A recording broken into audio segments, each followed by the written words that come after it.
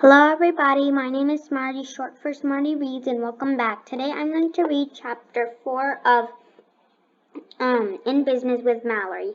It's called A Phone Call. Let's begin.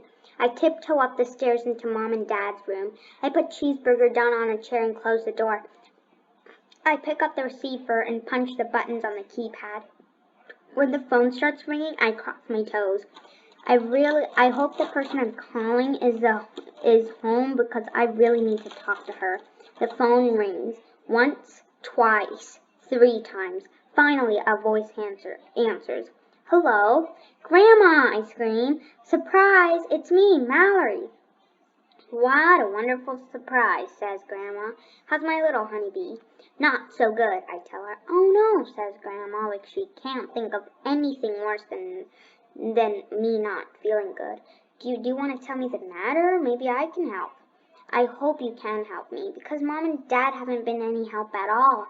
I'm all ears, says Grandma. I giggle. I know Grandma means she's listening to every word I'm saying, because I can't help imagining what Grandma would look like if she were all ears. Here's the problem. There's this purse called a perfect purse, but before I can stop myself, I start telling Grandma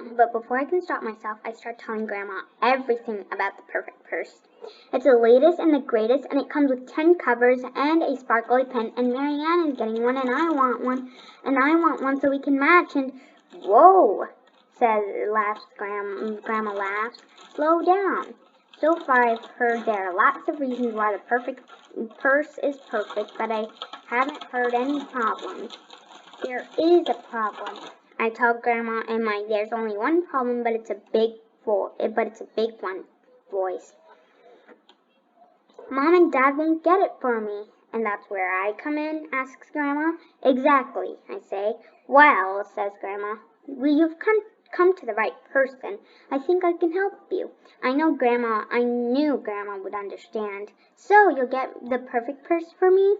Grandma laughs again. Honeybee, I'm going to help you get the perfect purse. What do you mean? I ask, even though I'm not sure really what want to know. Grandma sighs into the phone. Mallory, I'm going to tell you a story. Grandma, I sit on the bed.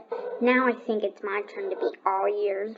When I was a young girl, there was a doll I wanted, said Grandma. She had glass eyes, real hair, and her clothes were made of the finest silk. One day I tore a picture of the doll out of the magazine and showed it to my parents. Did they get it for you? I asked. No, they didn't get it for me, even though I begged and pleaded and promised I would do anything. I would do anything if they would just get me the doll. Grandma's parents sound a lot like mine. Grandma continues her story. My parents told me that the doll was very expensive, and that even though she was beautiful, they thought she was a silly waste of money. So what did you do? I decided to buy the doll myself. Grandma must have gotten a lot of birthday money that year. So you had enough to pay for the doll yourself? Not exactly. I had to go to work to make enough money to buy the doll. But you were just a kid, I remind Grandma. Wasn't it hard to make money? Indeed it was, says Grandma. But I started a business going door to door selling oranges for a penny until I had enough to buy the doll. I think about how much the perfect purse costs. I think I'll have to sell a lot of oranges to buy what I want. And in the bottom, there's Mallory's grandma. There's Mallory's grandma when she was a little girl selling oranges for a penny door to door. Maybe we want to do something other than sell oranges. Like what? I ask Grandma. Give it some thought, says Grandma.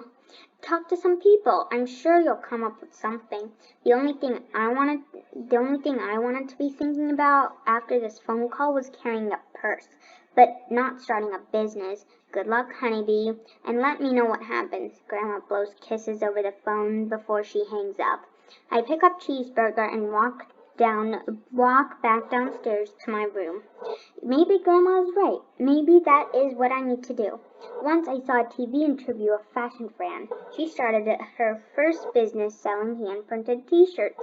She said she couldn't believe how many people bought her t-shirts. Maybe I could sell something too. I take Cheeseburger into my closet to look for things to sell. I see lots of things, but no things I want to sell. I sit down at my desk and take out a sheet of paper. I write things I can sell on top of the paper. I try to make a list of things I can sell, but the only thing I can think about is writing a letter.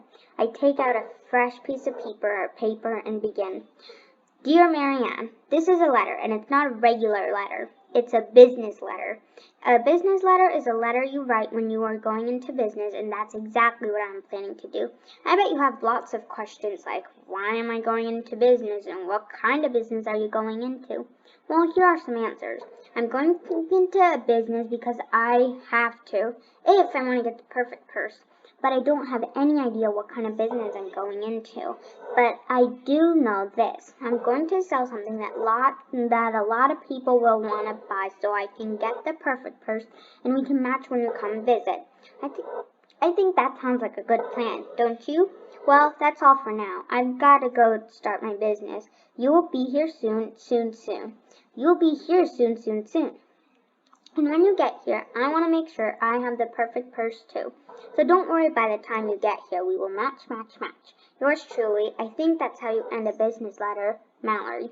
When I'm done writing, I stick my business envelope in a business letter in an envelope. Now all I have to do is go start a business. How hard can it be?